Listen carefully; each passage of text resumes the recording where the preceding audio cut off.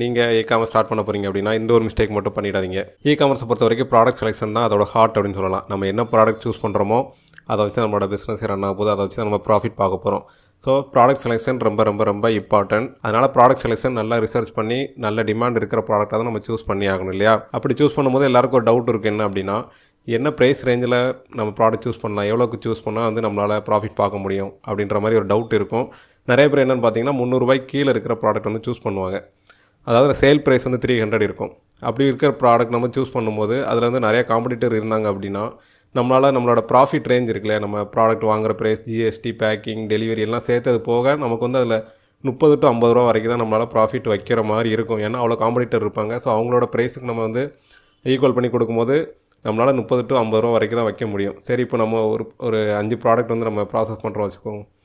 5 product வந்து நம்ம back பண்ணி அனுப்பிடுறோம். 5 ப்ராடக்ட் நமக்கு எவ்வளோ கிடைக்கும்? ஒரு 40 ரூபா வச்சுட்டா 200 ரூபா கிடைக்கும். ஆனால் ஒரு கஸ்டமர் ரிட்டர்ன் ஆச்சுன்னா நமக்கு வந்து 180 வந்து மைனஸ் ஆகிடும். ஸோ நம்ம 5 ஆர்டர்லேருந்து வர ப்ராஃபிட் வந்து நம்ம ஒரே ஒரு கஸ்டமர் ரிட்டர்னில் போய்டும். கஸ்டமர் ரிட்டர்ன் ஆகும்போது ப்ராடக்ட்டுமே டேமேஜ் ஆக நிறைய வாய்ப்பு இருக்குது. ஸோ அதனால் நம்ம 300 ரூபாய்க்கு கீழே சேல்ஸ் ப்ரைஸ் வைக்கும்போது இந்த மாதிரி பிரச்சனைகள் இருக்குது. நிறைய பேர் ப்ராடக்ட் வாங்கும்போதே 300 ரூபாய்க்கு ப்ராடக்ட் வாங்குறாங்க. பட் அந்த ப்ராடக்ட் வந்து 450 தான் சேல் பண்ணிகிட்டு இருக்காங்க. ஸோ இ-காமர்ஸை பொறுத்த வரைக்கும் நம்ம அப்படி பண்ண முடியாது.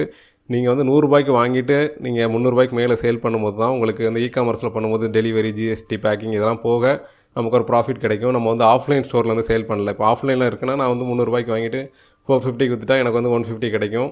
அதுலேருந்து நான் இதர செலவுகளை கழிச்சிட்டோம்னா ஒரு அட்லீஸ்ட் 100 ரூபாய் கிடைக்கும். ஆனால் இ-காமர்ஸை பொறுத்த வரைக்கும் நம்ம டெலிவரி கொடுத்தாகணும், கமிஷன் ஃபீஸ் கொடுத்தாகணும், பேக்கிங் இருக்குது, இந்த மாதிரி எல்லா காஸ்ட்டையுமே நான் ஆட் பண்ணணும். இப்போ வந்து நிறைய காம்படிஷன் அதிகமாக நம்ம ஆடுமே ரன் பண்ண வேண்டியிருக்கு. ஸோ எல்லாத்தையுமே நம்ம இதில் ஆட் பண்ணணும். Returns also, return, customer return, RTO return, அதுக்கு ஆகிற டேமேஜஸ், ஸோ எல்லாத்தையும் நம்ம இந்த ப்ராடக்ட்டோட ப்ரைஸில் நம்ம இன்க்ளூட் பண்ணி ஆகணும். ஸோ ஸ்டார்ட் பண்ணும்போது நீங்கள் ஒரு ட்ரையலுக்கு வேணால் சின்ன அமௌண்ட்டில், சின்ன பட்ஜெட்டில் வந்து ட்ரை பண்ணி பார்க்கலாம்.